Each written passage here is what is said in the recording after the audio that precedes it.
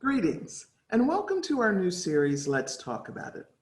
This series was developed to create a platform for us to talk candidly about the challenges that plague our community.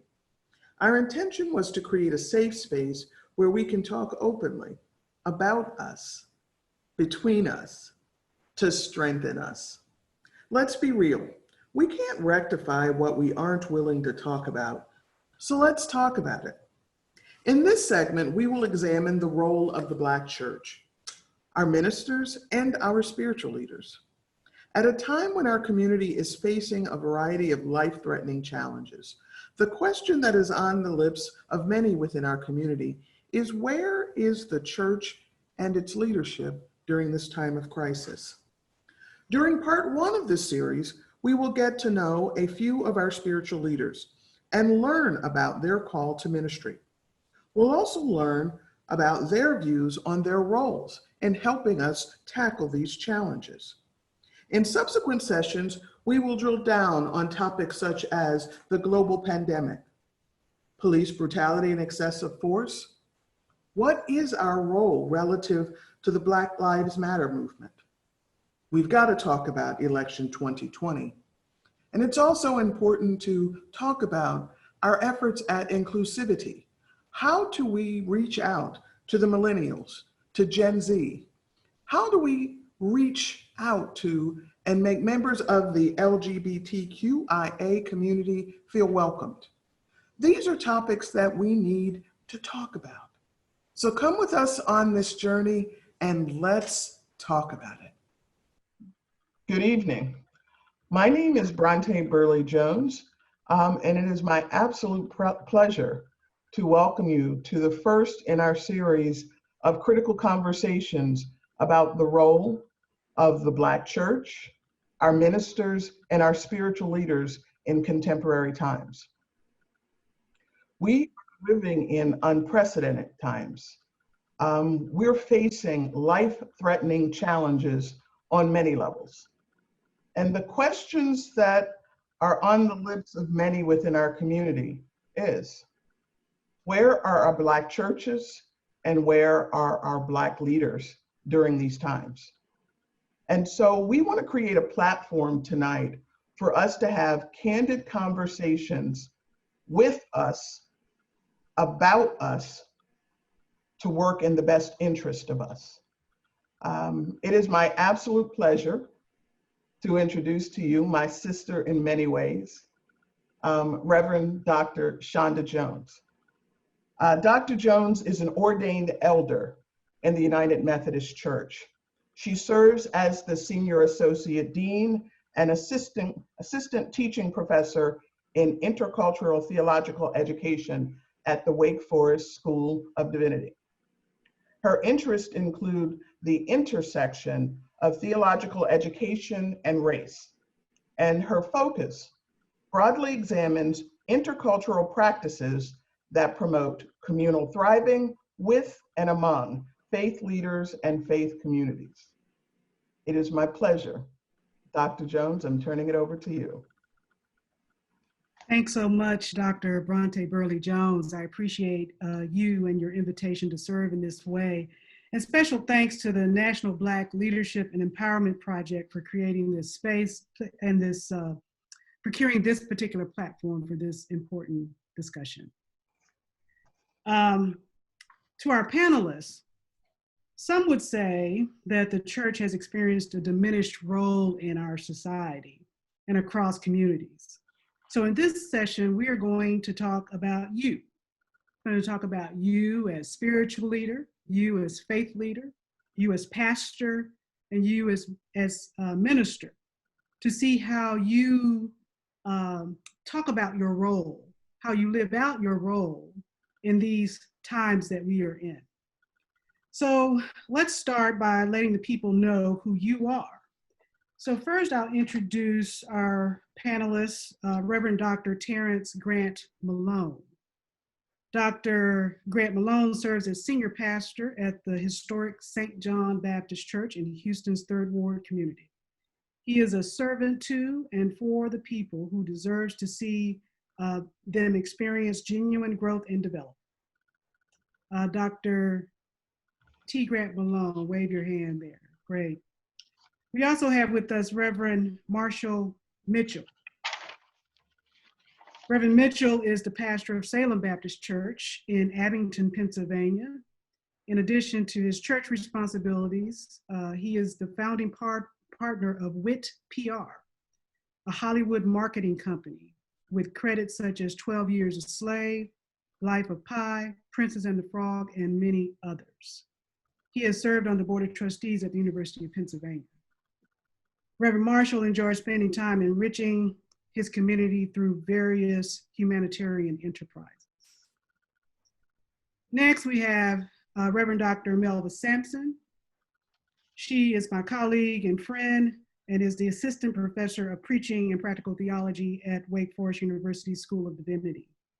She is a practical theologian and ordained minister.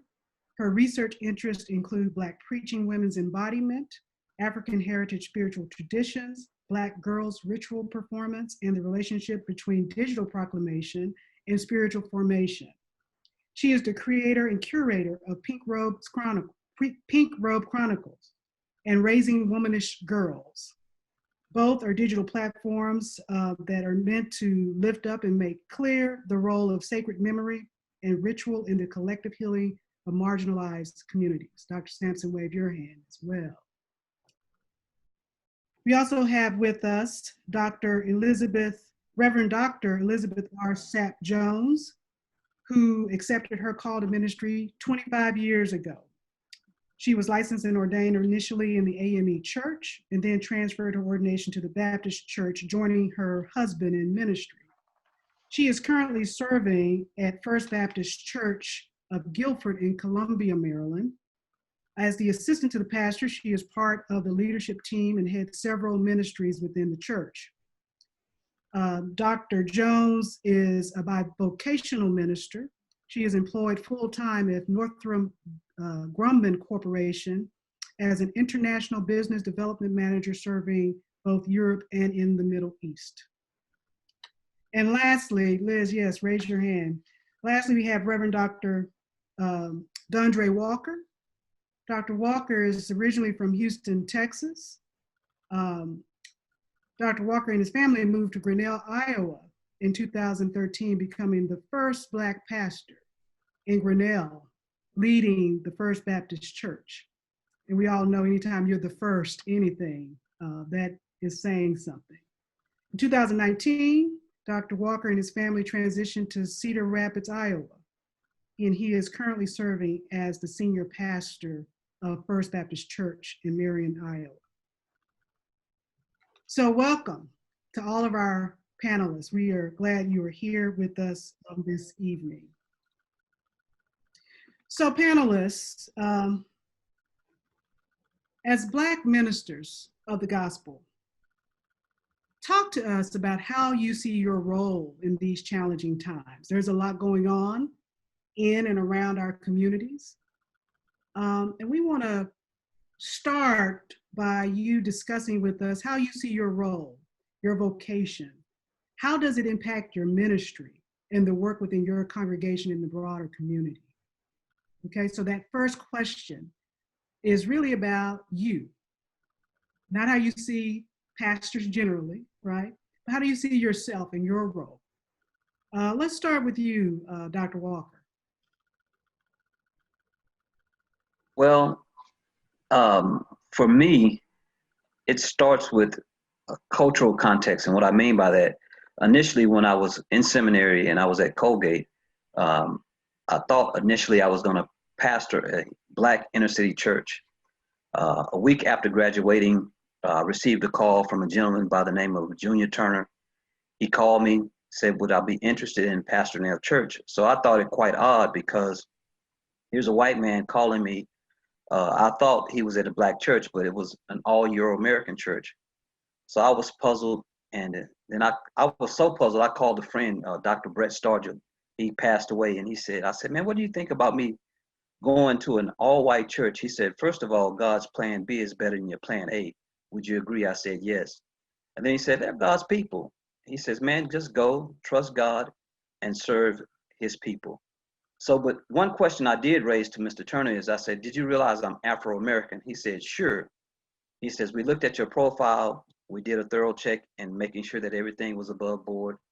But the reason I raised that question is because I know historically, anytime a Black person sits in a position of leadership, their authority and their sense of knowing who they are will be questioned and sometimes challenged to the degree that because solely based upon color. Fast forward, we decided to move. And ironically, I wasn't even going to look at the welcome package, but my wife opened it up and she said, honey, I think there's a need here.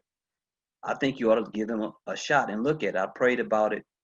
We went to Grinnell, we visited, and from that standpoint on, we made the shift. But when I got there, it was just a cultural shock because anytime you come from a Black community where it's self-sustained, I mean, you don't have to deal with the challenges that you would in the inner city where you see nothing but cornfields and soybeans. So it's just, you're just out of your comfort zone.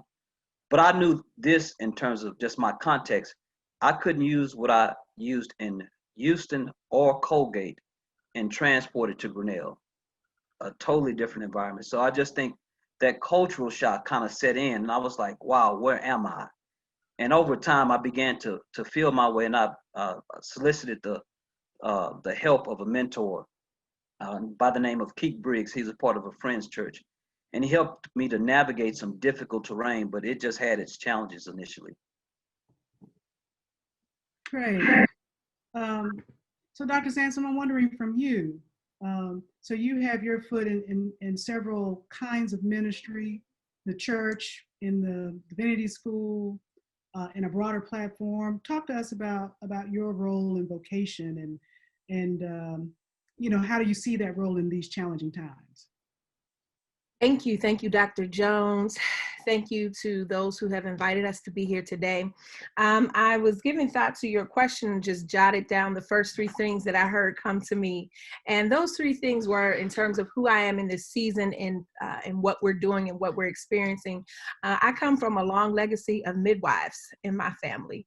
Midwifery is something that goes down back to my great-great-great-grandparents. And when I think of the role, particularly of Black women who were midwives, of literally pulling forth life, I think about my role in pulling forth life, particularly often pulling forth life in the midst of tragic or almost dang on near dead situations, right? Not having utensils, not having all of the things that would make bringing life into the world less dangerous. And so I think of the ways in which those women in my legacy, in my ancestry, often brought forth life in the midst of unthinkable times.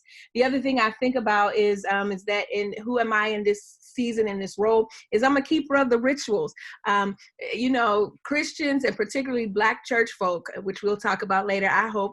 I find it interesting how certain words become so scary for us, yet our entire faith tradition is built on ritual. You know, we perform rituals Sunday in and Sunday out, let alone the daily rituals that we engage. So I think in these times, it is so important in order for us to fill the voids that we are currently experiencing. We have to call on the capacity of those who have gone before us. And that means we have to invite the tenacity of not just our individual ancestors, but the tenacity of our collective ancestry, of Harriet Tubman, of Sojourner Truth, of W.E.B. Du Bois, and so forth. And to do that, we have to acknowledge and honor ritual.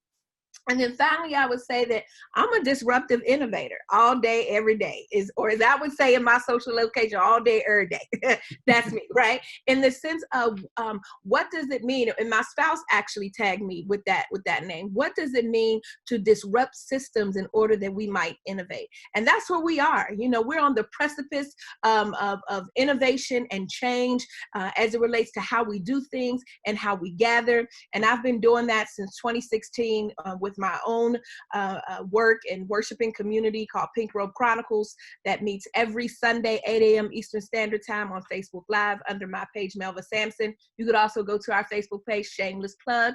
You could also go to our Facebook page, which is Pink Robe Chronicles, or follow us on Instagram at Pink Robe Chronicles. Thank you for that. T. Grant Malone, get in there. Share with us about how you see your role, especially during these critical times that we're in. I think as ministers, pastors, faith leaders, our churches have always been the bedrock, the central foundation for all movements. And I think during epidemics, pandemics, and everything that we're dealing with, upheaval, I think that we are still the keeper of cultural times. We are the ones who define where we are. We are the individuals who are able to set the pace for how the entire country operates. This country was built on the back of Black people, but the Black church in particular, because it's the place that we organized, whether it was privately or publicly. This is where we organized, this is where we gathered, this is where we learned, this is where we grew, and this is where we forged out. So we are the cultural keeper of times. I believe that we are the bedrock of this society. I believe that we have great responsibility. And I think that we also have a great influence. And I think we have to be very careful how we use that responsibility and that influence, and in what halls, what segments we desire to use them in to be most effective. I think that was what happened with our forefathers from biblical antiquity even to the civil rights movement. They have always knew who they were, and they were able to set the pace because they recognized that that responsibility was greater than their right now. Their responsibility was greater than where they were. And I also believe that we are the innovators for where we should end up. 20, 30 years from today, we look at where we are as a people, as a country. I think that it largely falls on us. It largely falls on our thought process. It largely falls on what we did with our thought process. Did we operate based off of our emotions? Were we emotionally intelligent? Or did we move based upon knowledge and then with a goal in mind to acquire? And so I think that it's a pivotal role. I think that we stand at a place where we affect change more than not. And here's the quote that I've always said: you can't change the masses, change the moments, because moments change masses, and each moment counts. And I believe that we are at some critical moments. I believe that we stand to reach some critical masses with every moment that we have. In these moments, and let me thank you, Dr. Jones and Dr. Burley Jones, for affording us this platform, because so many moments are happening tonight, and so many masses will be affected by what we say and what we do. Yeah, thank you for that. Dr. Jones, why don't you describe for us how you see your role, especially during times like this, like these? Thank you, thank you, thank you, and good evening, good afternoon to all of you, and thank you for having me today as one of the panelists. I'm very glad to meet you in this virtual exchange. I just want to start by saying, as a Baptist, I'm the daughter of a Baptist pastor. I was raised in the church. I'm one of 5 children who were drugged to church every Sunday. My daddy was the type of man that would, if we didn't have an afternoon service, he went out and found one for us to be in. So that kind of upbringing instilled in me a deep spiritual connection that fostered the importance of having a personal relationship with God.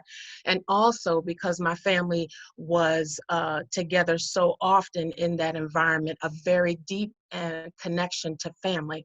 But also because I'm a PK, a preacher's kid, I got to see the good, the bad, and the ugly that comes up close and personal with church. So I didn't accept my call into ministry with any illusions about the church being up on a pedestal and always being this loving, warm, caring environment. But something my daddy would always say, he would say to me that a church is nothing but a hospital for sick people. And everyone who comes to church is at different degrees of wellness. Some are terminal.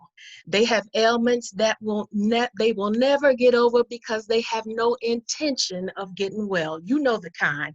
You can give them a scripture, a Bible study, or a sermon to memorize, but they refuse to take the prescription because they like themselves the way they are. They have no intention of changing. And then you have some who are outpatients. They come because they need a quick fix me up and a momentary fill.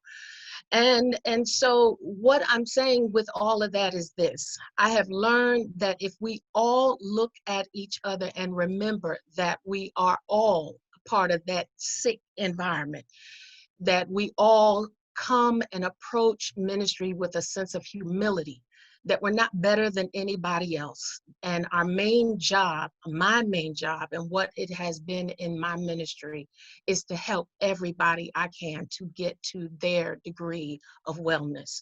So my ministry has been about being about providing healing and wholeness and empowerment and taking care of the least of these, and making sure that what is not typically discussed in church is discussed in church. And for me, that gamut covers everything from dealing with poverty by having financial seminars and helping people understand how to deal with wealth, to actually having discussions about sexual abuse in the Bible and how sexual abuse has affected our community. So in short, my ministry has been about empowerment, has been about healing and making people whole. Thank you for that. Thank you for that. Reverend Mitchell, you know, you're pastor of a church, but you also have a business with WIT PR. Talk to us about how you see your role. Exploratory. I think many of us are going off into the dark. This has never happened before. I made the wonderful decision in 2019 to purchase a new church after having been at our old location for 134 years. Baptist agreed unanimously to sell our old church, and we moved to a campus that's 6 times larger than our original one. And then we got there and we figured out that we needed more room, more space. And they said, go find us another church. And we bought a Lutheran church about 3 months ago. No, 2 months ago. I lose track of the time. And so I am probably either the craziest person in the world to purchase 2 new churches within a year of the pandemic. But I did so with faith. So I think, like all explorers, you prepare yourself before you go out into the wilderness. You make sure you have a compass, make sure you have a destination and goal, make sure you have a very good guide, and you rely upon your learning, your faith traditions. As Dr. Sampson has said, you do what Dr. Jones said and make sure you renew yourself and maintain your Sunday afternoon service mentality. And so it has been exploratory for us also out of my church during this pandemic. There's a woman in our church named Dr. Ayla Stanford, and she is the first African-American female pediatric surgeon in American history. And she's only 49. And she recognized that African-Americans were not being tested for COVID. And she called me, and I'm a very informal person, so the majority of my members call me Marshall. And they said, Marshall, what are we going to do? And she's a kind of force of nature that if she asks you, what are we going to do? You're not going to be able to cleave yourself off and tell her what she's going to do. And so we started that in April, on April the 3rd. And from April the 3rd until this evening, we've tested about 10,000 people in Philadelphia without the support of any hospital or any institution. She did it all through her own resources. The church provided significant resources. And so we've been exploratory, not knowing exactly the final destination, but going out with this enormous charge, which is go ye therefore into all the world. And when you go therefore into all the world, you don't know what Philadelphia is your destination or Winston-Salem, North Carolina. You just go. And so what I would say is, in addition to that, to be exploratory, I work in the movie industry, and the movie industry is closed. There's some things that Apple and Netflix and other places are doing that are pretty radical, but still not getting to 1/20th of what the movie industry does. But church also, I think we've all been exploratory. I have the advantage of living in a world of media, so I know that a church service that is online really shouldn't be an hour long, right? It took Bill Cosby And the Cosby Show and that whole cast, 23 minutes to make a great show. And they've got tons of writers, unlimited money, fantastic talent. But they understood that brevity is not just the soul of wit, but brevity is the secret sauce of good content and programming. And so we've been exploratory about it. And I learned very quickly, since we've been out on this exploration, our services generally last from 30 minutes to 40 minutes. I know on the other side of 47 minutes, the best TV shows get canceled. And so the best church service we've had from a numbers perspective has been a service that was 19 minutes and 47 seconds long, where I preached for 12 minutes and I had 2 songs, which were 2 to 3 minutes apiece. And we got our highest numbers, and I was able to look at who was on. So I encourage other people to be exploratory in these times, to not lock in any hard and fast rules, and to be very flexible like explorers have to be. Yeah, that's really good. Thank you for that. So let me just sort of play back what I heard, right, in terms of how you all see your role. I heard a shifter in culture, or cultural shifter, a midwife, keeper of rituals, disruptive innovator, keeper of cultural times, pace setter, helper, a humble helper of the sick, a healer, a prepared exploratory person, right? So these are all the kinds of roles that you all have identified.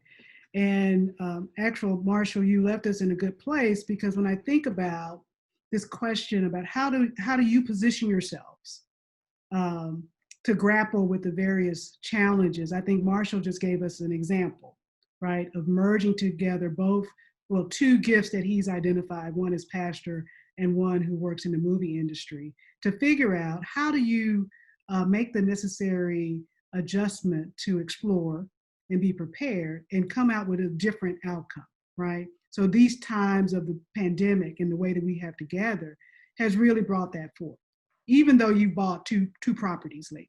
So y'all just jump in, tell me. I see you, Dr. Sampson, you're nodding your head. I'm just wondering, how else have you positioned yourself to grapple with these kinds of things? I really appreciate you, Marshall. Please feel free to call me Melva. I really appreciate your term as exploratory, because that's it, right? You hit the nail on the head. I think where we run into problems is when we try to fit old models into new normals, right? That becomes where we become stuck and stoic, and we're not pliable and fluid. And anything that is stuck and stoic doesn't move. We understand that pliability and fluidity is necessary for growth and for movement. You know, when I think about our tradition, particularly when I think about the historic Black church denominations, I just want to take a little laying back down, through history for a second, is that the Black church, as we understand it now, was not an institution, right? It was hush harbor. It was invisible. It was the space and place where our people went to be their authentic selves, to gather uninhibited, right? We're even in some ways appropriating the religion of their master in order to maintain contact with the traditions that they brought with them across the transatlantic. And so anytime something becomes systematized, anytime something becomes systematized in a way or in order to be viewed and is seen as respected, you got to think critically about what that means and what is lost. So the idea of being exploratory suggests that, we have so much ahead of us and before us. And instead of waiting, everyone making plans of what we're going to do when we get back into buildings, right? Hello, what are we doing now? And what is the possibility that we have before us? I think the possibility is grand. It's great, right? Even in my own worshiping community, which is totally live, which is totally online, which never had a brick and mortar building. And since March, our worshiping community has raised $15,000. Now, you know, for some of you megas, that's something. For this worshiping community that has raised this money, and our money, Marshall, went to, we decided that in terms of what are we to do in this pandemic, we decided we weren't waiting for a government stimulus, that $1,200 wasn't going to get us anywhere. $1,200 was gone before we got it, if indeed you received the $1,200, because even that was political in terms of who received it. So we got up one morning, my spouse and I said, you know what, we're looking for 11 people. We just want 11 people to sow with us $100 a month for 6 months, because we want to be stimulus for one family. We want to support for 6 months. And it ended up being overwhelming, where we ended up getting 22 folks. Right. And then on top of that, we said school was starting. So we want to raise money for young African-American women or African descendant women who are entering their first year attending historically Black colleges and universities. So this past August, through my online store on my website, all of the proceeds went to that. We supported 3 students with 3 book scholarships. What is the point that I'm making? Is that we could possibly spend so much time trying to figure out what we're doing when we get back in, that we miss the opportunity to seize, to do something new and do something different, to return, to be reminded, in the words of Baby Six Holy, the fictional but very real in my mind preacher of Toni Morrison's Beloved, in this place we flesh. And that's what the digital space, at least for me and my own digital hush harbor, it's just that. It is the reminder that we are flesh, and that regardless of what inept government, what inept leadership, what inept anything suggests, that this is our hush harbor. And so I don't need to wait for the trustee board to say you could do it. I don't need to wait for the ordination committee to say we agree with you. I don't have to wait for the buildings and grounds to say we can't open it yet. Nope. Nobody backed me. Nobody said, Melva, go do it. Nobody said, here go your papers. But guess who did say it? The Spirit said it. Hey. I'm gonna stop right there. I feel a preacher. Listen, you clearly not Methodist. I feel the Spirit coming. Amen. I'm gonna stop right now.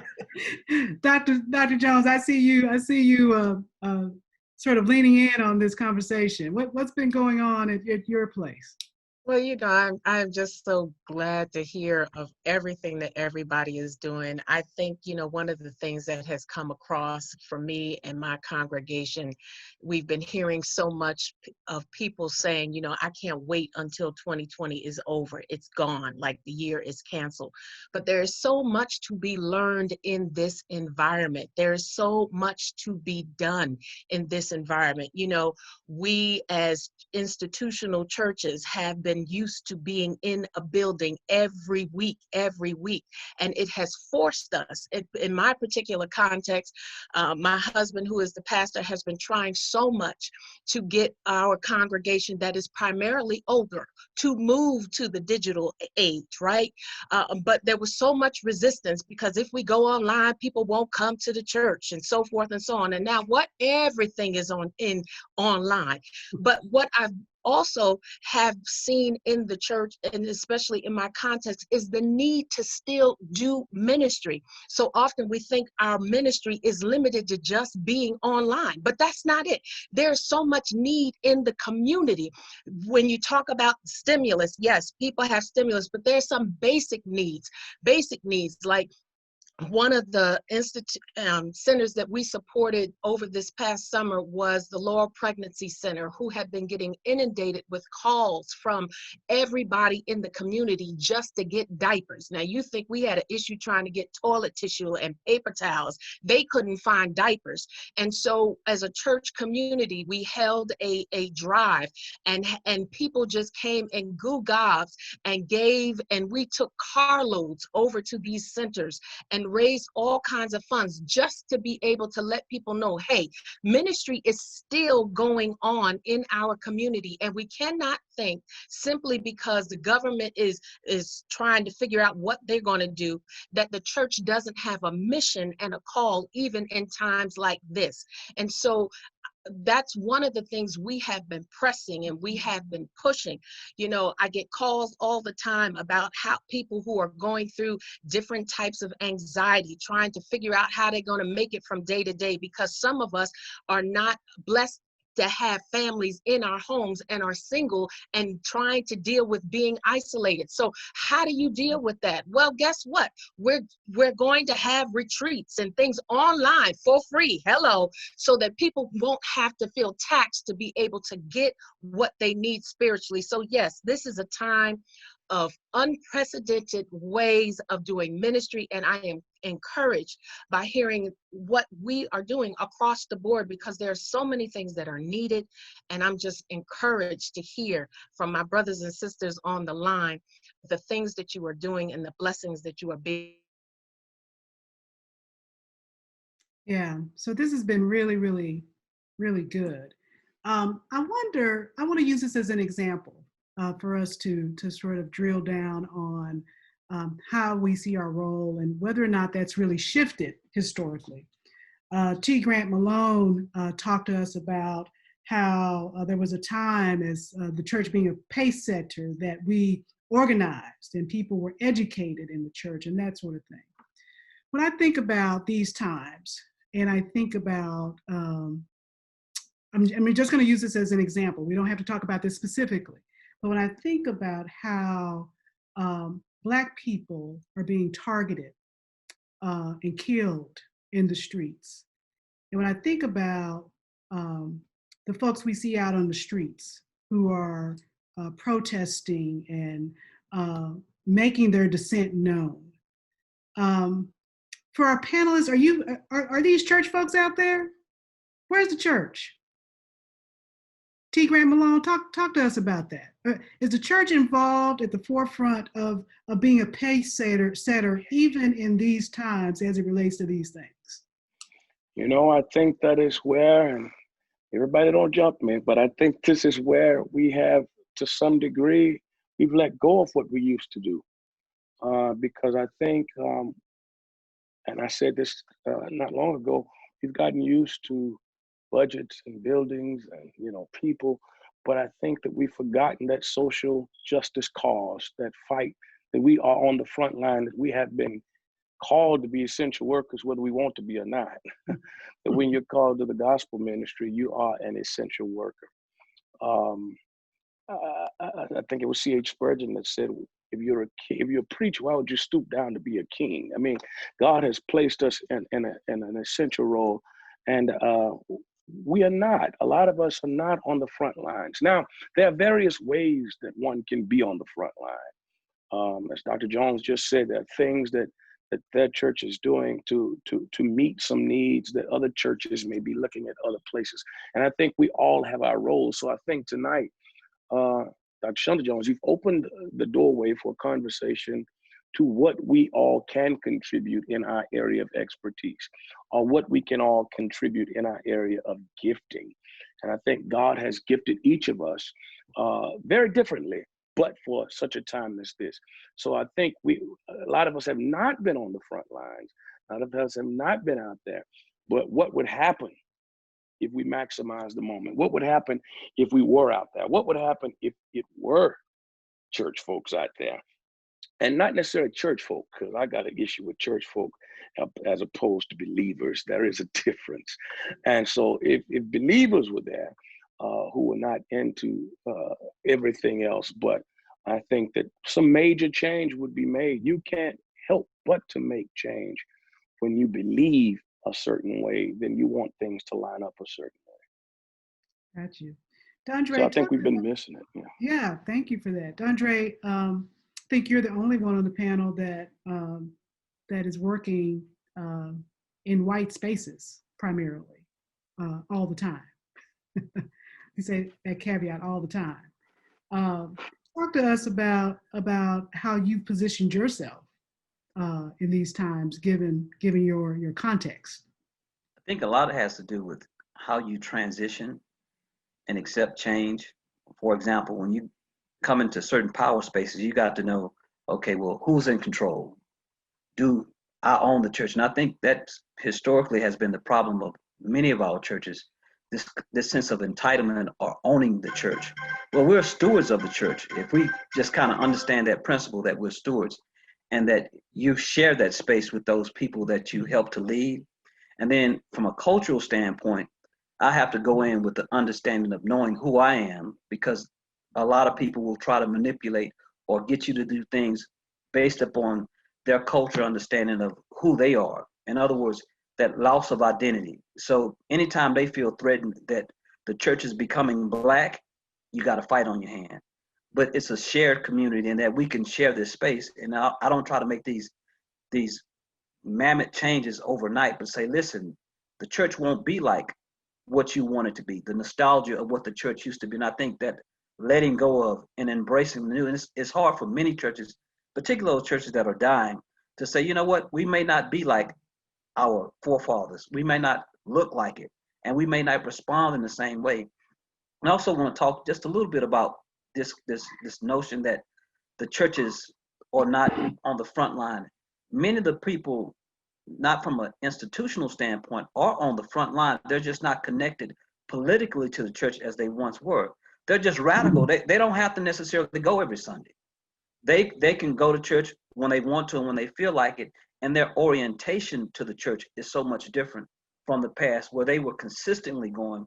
Whereas this generation, they love and know the church, but they won't allow the church to manipulate them in such a way to say, well, the church has to set their approval on what they're doing. So I just think there's a difference in terms of how that's nuanced and understanding our culture and its time. And then lastly, I would just say, learning how those shared interests. So as I navigate the ways in terms of the power and the culture, but what do we share in common? We have some things in common, and that intergenerational piece, that old and that new. How do I merge those two generations so that we can say that, listen, we must leave a legacy, not just for now, but for when you're off the scenes, because eventually you're going to die. So how do you handle that baton to the next generation? Now, please jump in. Please do. Please do. Thank you so much. So I want to say, I love with Pastor T. Grant Malone said about the difference between church goers and believers. Again, I want us to step back and contextualize our tradition, right? So now not just the Black church tradition, but the tradition that Black folk come into as it relates to Jesus. Here I'm thinking of Aubrey Hendricks, The Politics of Jesus, right? Protest is the foundation of the movement, right? Jesus is protesting empire. Jesus is saying this is absolutely out of order, and we're going to protest, we're going to shut it down, and we're going to burn it down. So what Gay Rod Wilmore then helps us to understand is that we've been de-radicalized, right? The church, the Black church has been de-radicalized. And when you move it a little bit further around C. Eric Lincoln helps us to understand why, because the Black bourgeoisie. This class piece that then we understand, I'm thinking of a sermon that I heard by, long time ago, because he's transitioned, Wyatt T. Walker, who talked about needing, he said all the Black folk moved out, right? They moved after they became the first this and the first that. They moved away and they left the city, the inner city here, without the tradition, without the resources, without the tools to be able to bring it back. So it's not necessarily even that the folks have left, that the folks are not connected to church. They are not connected to system because the system is tied to empire. They are not connected to a system that has the same type of target on its back, that polices it in the same way. I mean, like, don't get me started on the ways that we, and I'm saying we because we are all culpable, have policed our very own Black bodies in our system, in terms of who we can love, in terms of how we show up, in terms of who we blame for certain things, in terms of who we put on the margin in our own tradition. So it really leaves for me, I guess, to really think about what Eddie Glaude asked us in 2013, is the Black church dead? Certainly the believer is not, but the system is hanging on life support. The system is on life support. Jump in there, Marshall. What do you think about that? One of the things, and Mel, I appreciate all that you said, and Wyatt Walker was my mentor. My dad was his mentor. And one of the things that Wyatt Walker really did well was he understood that if you're in New York City, you're playing real estate. And I think one of the problems that we have had in the church is we have de-radicalized the accrual of Black economic heft. So we missed our moment in Harlem. And because the church does really well with easy to serve middle class people, but terribly with poor people, right? And so that means that the front line becomes very intimidating for us because there's nobody on the front line named Gloria Patrick, right? Instead, it's somebody who's got a really tough situation. And because we have not had the economic wherewithal or economic finesse to figure out some of these real estate moves, which ultimately helps to create the wealth that can level the playing field in America. We sold a church in 2019 that African Americans bought in 1905. They paid $1,800 for it in 1905. Fast forward to 2019, we sold their $1,800 investment for $2.7 million. We were in a buyer's market because Catholic churches were closing, so we bought an enormous and relatively new, built in 1964, Catholic church campus for $1.825 million.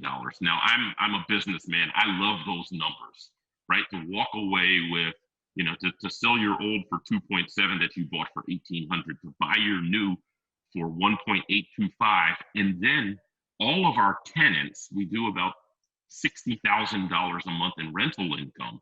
All of our tenants are larger white institutions. Well, I like that kind of redistribution of wealth. And we've bought this Lutheran church. And now, because there was a Lutheran church that was once 300, and then it declined to about 20, but they were doing fantastic work. I saw Christ in all that they were doing.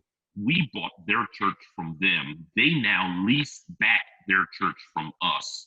They meet at 9 o'clock in the morning. A Black Kojic church meets at 11 o'clock. And then a Pentecostal church meets at 3 o'clock. I don't have to do the math for you all to see that these folks are paying for our mortgage, right? And so I think we have made the mistake of de-radicalizing the American dream. And I think my church would not have done what we did if Donald Trump were not the president. Because for us, it was an opportunity to say, oh no, we are going to resist, we're going to fight back, and we're actually going to be radical about what we build. So we use Donald Trump the same way the oyster uses a grain of sand, which is to create this beautiful pearl, but then we don't do it to lionize and iconize ourselves, but we do it because now we are the largest African-American landowners in the county.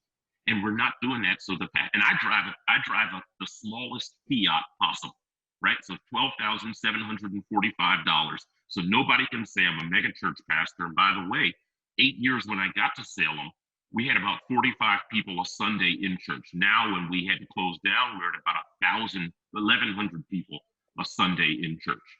But what we have done is we have found a way to radicalize the American dream where we now are participatory, where we become landowners, we become landlords, we become essential to the community. And so for me, that's radical. Radical does not have to always look like being on the front lines, because I want to be radical to my bankers where they walk in and they know Marshall is always doing a fantastic deal, so they align with me, right? And I wear the mask proverbially. And I know all of y'all know what I'm talking about. Thanks, Marshall. I like that. Radical economics. I like that. I like that. So let's do this. For those of you who have questions, it would be helpful for me if you would put those in the chat if you can, as I pose this last question to the panel. So we've talked about quite a bit in terms of how you see your roles and how you position yourself to grapple with particular things in our times. What would you say the church needs in its leadership to usher in impactful solutions, resistance of empire and things that are not liberating, and ushering in some form of sustainable transformation? What does the church needs in its leadership, right? So we're not talking about them out there. We're talking about us. What does the church need?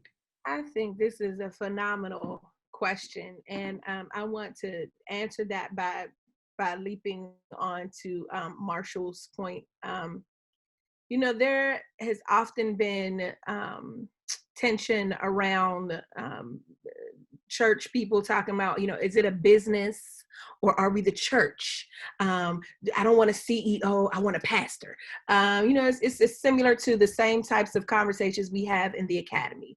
Do we need someone who has a creative mind, or we need someone who is stuck in research? And I think what Marshall's example leads us is that, you know, we need both and also Elizabeth, we need both and, right? We need folk who understand business, not because necessarily the church is a business, but so that we can be positioned to be able to sustain ourselves, right? This for me is so, is most visible in the 7 principles. It's the Nguzo Saba. Like, what does it mean for us to gather with cooperative work and responsibility, to engage in cooperative economics? So our 4 parents, because we don't just have 4 fathers, we have 4 mothers and 4 parents, right? So our 4 parents then were often doing this. You know, there was just not that fancy name to it. So I think in order for us to move forward, yes, Marshall, we have to think beyond. The pavement is necessary. These things are necessary at all levels, but we have to think beyond the pavement and then think about what is the change we ultimately want to affect? What are the spaces that we ultimately need to be in to be able to shift, right? So when we supported the families, we were also then inviting, the way that we did that was inviting people to give with us so that we can essentially, as we were saying, buy back the block, right? So there is a way in which we want to empower, not just, and these things are important, right? Spiritual care is important. But there are other ways that we need to have other institutions where our parishioners and our congregants can come to and could get what they need beyond always having to go to larger government sanctioned institutions to beg and to borrow. But what does it mean when we actually become the borrower and or the giver to our communities? And so I think it's phenomenal. I think that what we need are always both and. We need the people not to give up on the pavement. We need them marching on the pavement, but we also need folk who understand business. We need to be sending our folk who have the ability to get MBAs or insights or certificates. At the same time, we need to be making sure they have access to technical schools. Maybe they want to open up the barbershop, or maybe there is below them, you know, the auto mechanic, whatever it is. What I'm suggesting is we need to become self-sustaining again, right? Self-sustaining in a way where we are not getting so in debt to banks, taking out monstrous mortgages so that we can have, this is not to you, Marshall, so that we can have bigger space, right? When we not only do we live beyond our means individually, I mean, churches live beyond their means all the time, right? So that we do not become, we are living beyond our means as faith communities, and then we begin to sort of poke the people so that they can help pay what we got in over our head on. So not only do we need to de-radicalize the American dream, we need to make it realistic so that we show up in it, because the de-radicalization means that I'm in it, which is not the first part of that dream, doesn't see me in it. First, I got to be in it. Mm-hmm. It seems to me that sort of collective economics, as we would imagine it, involves politics. Wouldn't you think, E. Grant Malone? Wouldn't you think? Why don't you share a little bit with us about why, as pastor, you see this political connection as being important? I was on the faith call for Joe Biden's campaign last week this time, and I made these comments that I believe that there are people who are on the fringes of our faith and not the fabric of our faith. We're missing the mark, and I think that it's important that the evangelical church has used its voice to herald what they believe is the right way to go. I think that it's time for us to recognize, as Dr. Sampson says, our 4 parents, the thought process of all of those who came before us, to herald what we know and believe to be the fabric of our faith. that stuff that was woven in sacrifice and blood and sweat and tears, that stuff that Harriet had, and that confidence. I think that we have moved from it, and we've got to get back to it. And I think that there are some who believe that we don't have to have a place in politics, but I think we ought to speak truth to power. When Joe Biden got ready to get off the plane to come here to meet with the Floyd family, I said, y'all don't let him write his own speech. I need to speak to him before he gets to that place.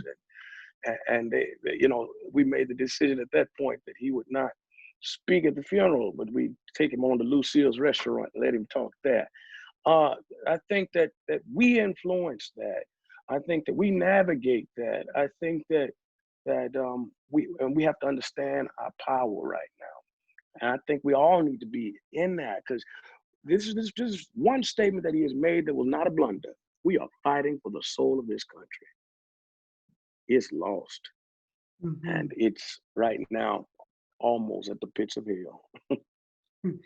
So it seemed like there are all these things that are connected, right? So when we talk about our roles in these contemporary times, that we don't see it as apart from economics, apart from politics, apart from spiritual care, right? That these things are connected. I do see a question in the chat box, and Alicia, you might have to ask this question yourself so we can make sure we're getting at what it is that you want to know from the panel. Do you mind doing that? No problem. No, yeah. My question is, because I think Melvin made an excellent point of just talking about how the intertwining, and also Marshall made an excellent point about how the intertwining of how the spiritual community and the economic community are so intertwined. Does that insult our spiritual base? Because when we speak about the ministry and we speak about how we are trying to bring us to that spiritual base, and how our culture has, we are so focused on how we need to come back and we need to be grounded in where we started. Where we started is understanding that, we are going back to our original understanding of, our God, our faith. We are founded on hardship, and we will see it through. But recognizing that through the hardship, it's understanding that the knowledge of our economics and knowledge of what we've learned and the development through that we can learn from what we've been through and the development through that. Does that insult our religious community at all? And are we okay with learning from that and developing from that, and then developing that within the religious community? Because, we've had many different issues that have developed within our religious communities, and the intertwining of the economics and the finances and things like that. We can build from it. We can develop from it. And and my question is mostly from you guys. What do you think about that in general? I think it's a question about whether or not there's some conflict between how we focus on an individual's personal piety and developing them as a disciple of Christ and focusing on their inner spirituality, versus this sort of more collective economic strength, talking about economic messages, political messages that are not just about the spiritual life of a person. Well, I think we have given short shrift to many of the old values that our folks came out of slavery, and some of us who did not have folks in slavery. Thrift and being careful about our funds and honoring God by how we spend and what we buy, I think is also an enormous part of what we have, what has grown silent in the post-civil rights age. We have focused enormously on opportunity for Black people and the ability to access famous gigs at Wake Forest, because years ago it would have been St. Aug, right? But those folks at St. Aug understood you didn't burn through your endowment, right? So thrift, I think there is nothing more spiritual than thrift and awareness of God's blessings in your life, that you don't buy the car that you might want and there is delayed gratification. And I think that will significantly help to put us where we need to be. I'll tell you a little bit more about my own experience at Salem. When I got to Salem, it used to be a church of 1,200. It went down to 45. They were in federal bankruptcy court. They'd had a really rough road for about 3 years, and they were clearly living outside of not just biblical principles, but they were living outside of just good old-fashioned Black church principles. You don't put something on layaway. This is the way I was raised, so I can only speak about.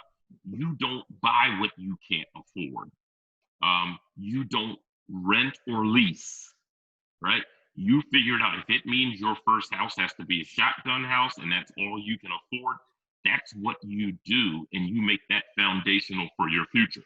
And for me, those are spiritual principles. One, because it represents a faith proposition, that I might not be where I want to be, and I might not be where God is going to land me, but I'm where I am right now. And if you give me lemons, I'm going to squeeze them. I'm going to make lemonade. I'm going to make lemon meringue pie, but I'm going to maximize where I am. And I think oftentimes, because of the seduction of materialism, if we're in a place and it looks like somebody else is quote unquote blessed materially, we think our blessing has to look like theirs. And for sometimes it's not following their stars, but being guided by your own. So for me, I think we've missed a lot of those biblical principles. And I think we've also violated our cultural heritage, to talk about what Melva has talked about and others, honoring and what Elizabeth Sapp has talked about is honoring those traditions where we are. And those traditions are beautiful because you know what? They built Black colleges, they built burial societies, they built homes, and they built us. And I think ignoring those economic realities, we do so in a global economy at our awful peril. If I could just jump in on this too, I'd just like to add that I do not think it is insulting for us to combine economics and spirituality, because it is a necessity. When you have somebody who is hungry, they're not going to receive the word until they are fed. If you have somebody who is homeless, they're not going to really be able to receive the gospel that you want them to hear until they have shelter. So I don't think it's an either or, it's a both and. It is understanding. There are many churches over the last 10 years or decades or so that have closed because they refuse to look at themselves as a business. But if you cannot run your church like a business, you will not have what you need in order for your mission to come into fruition. So there is never an either or in my mind. It's always a both and, because you need the economics to be able to do the ministry that God has called you to do. So that means that we in our churches have to be those that empower, not just spiritually, but economically, so that we can show people not just how to eat, but how to fish for themselves. So that is critical to our understanding. And I just want to go back to one of the questions that you asked Dr. Jones about sustainable transformation and what we need now in leaders. And I think one of the things that we need in our leadership throughout the Black church is the ability to share our collective knowledge so that we can build power in our communities. It is not enough for us to sit in our individual silos and say, hey, I'm First Baptist over here, and you St. John over there, and you Lutheran over here, and we're all doing individual ministries that benefit our little individual conclaves. But it is time for us to be able to come together across denominational lines to build our collective power so that we can force political institutions to wake up and pay attention to what we're doing. That's one of the things that we've been doing here in our community in Howard County through our collective, through our faith groups here, is coming together and finding a common line across denominational lines, across faith lines, to find that commonality so that we can collectively come to the table and make our politicians listen to the needs of the faith community. And I think when we do more of that, we will build our collective power. One of the things that were said earlier about the church and its relevance, yes, this is the first movement, Black Lives Matter, that was birthed outside of the church context. But it doesn't mean that the church isn't there working in the midst of it. No, we don't have our banners on and we're not walking in the streets with our robes and identify that, hey, we the church. But believe me, baby, the church is there because we come back on Sunday morning, or now not on Sunday morning, but on our social media platforms and telling people the importance of getting out to vote. That's why they come back to us talking about all souls to the polls. Why? Because they know that on Sunday, that's where the Black church came together. And that's why they sent out those messages, all souls to the poll, because they know that we are still a viable network, still a viable importance in the Black community. Yes, we have to do more to get with our youth, to make them feel the passion and the love that we have. But by all means, baby, I'm sorry, the church is still relevant. We still out there doing our part. We just have to make our presence more known in and throughout our community by sharing our collective power. And when we do that, when we come to the table together and share that, you will see that we are able to make a mighty blow, and we will be able to make politicians sit up and understand that we still have a voice and still have power. Otherwise, Joe Biden and the rest of them wouldn't have invited nobody to no prayer, but they knew that they had to have the Black church represented in those places. So that's, I'm a hush. Give the floor to somebody else. Absolutely, I absolutely hear you, but I also want to make note of what is blaring to me, and I'm guessing folks' ages here, but this group gathered together here, I'm guessing if there are any millennials, you at the top, right? You are at the top of the millennial, and then of course I see no post-Z people here, right? So what that means is this is yet another privileged conversation where certain voices are not at the table, right? Which means that certain realities we're not engaging with, so that we are speaking from particular social locations, meaning that there's a movement right now with millennials, Black millennials. It is an abolitionist movement. And it's not just an abolitionist movement suggested that we're going to defund the police. There's an abolitionist movement that say we need to pull up out of the Black church. And why is the suggestion that they need to pull up to the Black church? Because the ways in which the Black church has been harmful to Black bodies. And it's when we, and I'm not suggesting you were doing this, Dr. Sapp Jones, but it is, anytime we get pressed up a little bit or start talking about what we're not doing as a church, we get a little defensive and we get a little, no, the church is absolutely doing this. Yeah, but the church always is a both and. The church is just like we say, there's no separation between sacred and secular. The church is always a both and. And so while, yes, they come to the church, but the truth of the matter is the church still does not hold that level of influence over a mass group of Black people like it once did. Those are facts. Like, I'm not making that up. That is in the Pew Research, teaching at a div school. There are commonly more and more people who are Black folk who are sitting in our classrooms or being on our Zoom calls who are not interested in becoming traditional pastors. They're not even interested in using the moniker church. So while, yes, Biden and others are looking to that demographic, it's just that. It's that demographic. But here's the thing. That's not the demographic they really need to be worried about, because that demographic understands the connection to history, to Black Power movement, to civil rights, to voting. That demographic is going to the polls. It's not that demographic. It's the demographic below Generation X. So that's Mhm. millennials and in the upper part of Gen Z. And what I'm suggesting when I say in terms of or when I repeat Glad's, the black church, he said it was dead. I said it's on life support. So when there is a particular way when he talks about the rhetoric that comes from traditional or historic African-American denominations. What does it mean for us to be, I heard the question around personal piety versus communal radical responsibility, right? That's where I hear it at. And so what these groups are challenging us, they are saying to us, listen, we can no longer talk about, you want us to come on a united front over here on race and ignore my other intersections. You want me to ignore the fact that not only that am I a Black woman, but I'm a Black same gender loving woman, or I'm a Black same gender loving from the hood, or I'm a Black same gender woman who graduated from the, these are all important intersections, and there's just not one that I can speak to.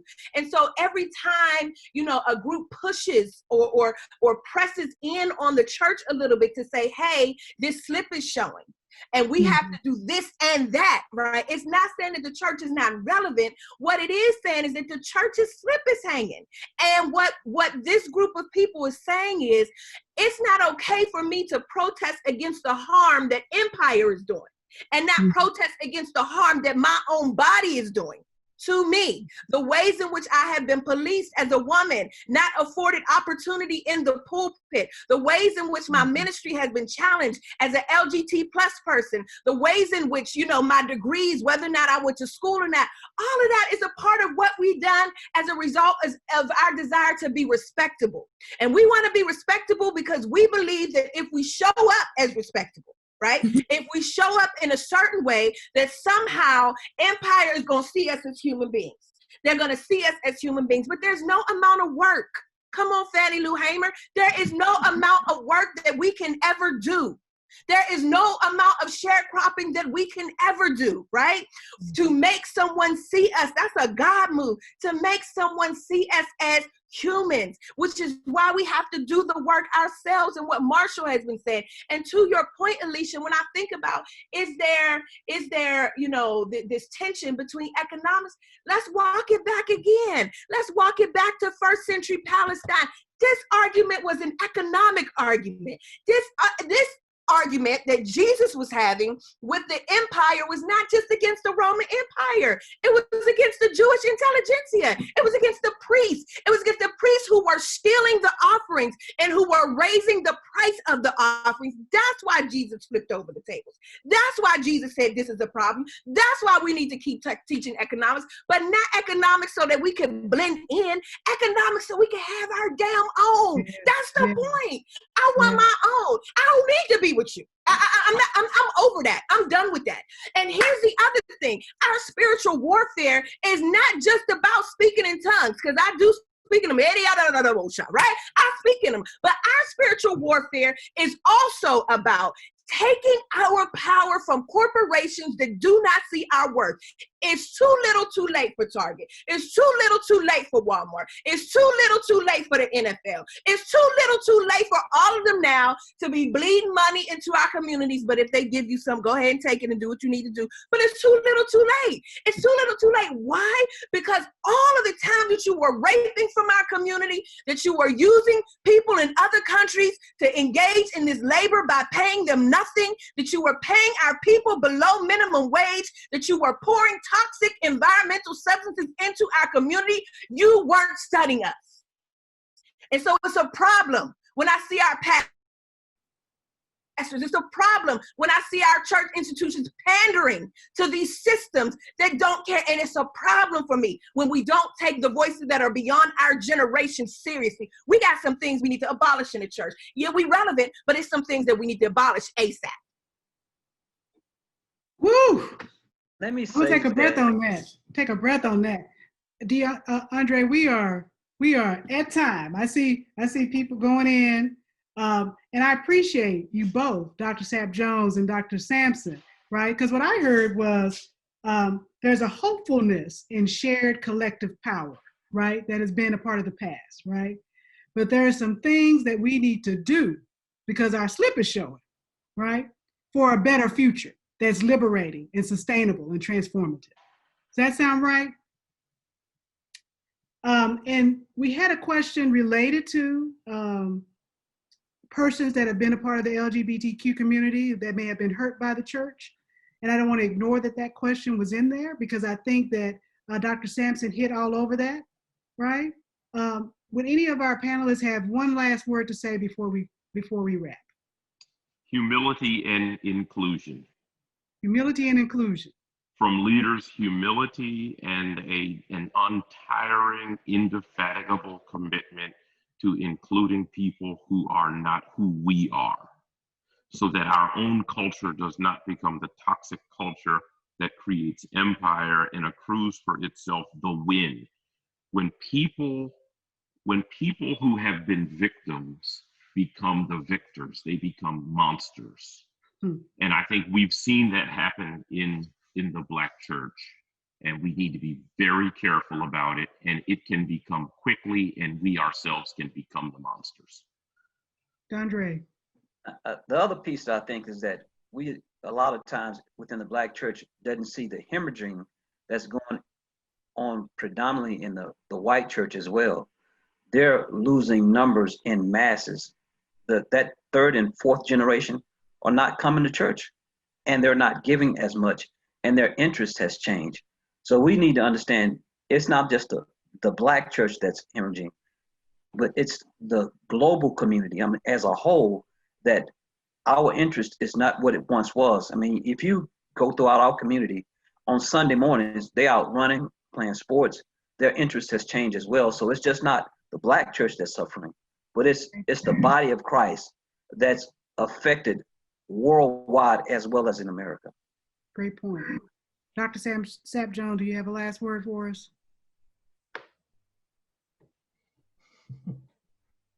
You're on mute still. Got to mute. Amen, amen. I was trying to reserve the last word for others since I've taken the mic a lot, but I am hopeful. I am hopeful for all of this conversation that we've had tonight has been very true. I agree that there are areas where our slip is showing, and we need to be more empowering in our communities and welcoming in our communities. And I think that there is a lot that needs to be done in our churches to bridge the divide between the millennials and the other generations. It is necessary, it is needed, because the sustainability of the Black church depends on the generations to come. Great. Dr. T. Grant Malone, you have the last word, sir. Wow. I think I got nervous because you gave me the last word. I was just singing as Dr. Sampson was speaking, and Dr. Jones and everybody, wake up, everybody, time to teach a new way, whatever the words are. And that's where we are today. I think we have a great opportunity to arise from our slumber. I think all of these are important conversations that we must have. And until we're ready to have them, and this goes back to one of those questions that you talked about, until we answer them transparently, we will never attract anybody to become believers. So until then, we need to have the talk. Let's talk. Let's talk about what we do with transparency and authenticity. And finally, one other thing, I'll talk about that church economics piece that we talked about. My grandfather used to always say, the Bible say the love of money is the root of all evil. But I say the lack of it can cause Negroes to get evil. And that is so true. And so we've all got to understand the importance of stewardship and having what we need to make it. Thank you, Dr. Jones. I've enjoyed it. Amen to that. Now listen, this is the first of several conversations we hope to have with church folks, with church leaders. Our hope in the future is to be able to talk about specific topics and be able to drill down on them. We want to have a conversation about the church and LGBTQ concerns. We want to have a conversation about Black Lives Matters and police brutality. We want to talk about the election more and how people of faith should be involved, or maybe they're not involved. So I think this is the first of several conversations that we hope to have. Thank you all to our panelists. Let's give them a round of applause virtually. Thank you for your participation. And thanks to the National Black Leadership and Empowerment Project for this platform. Good evening. This message has been brought to you by the National Black Leadership and Empowerment Project.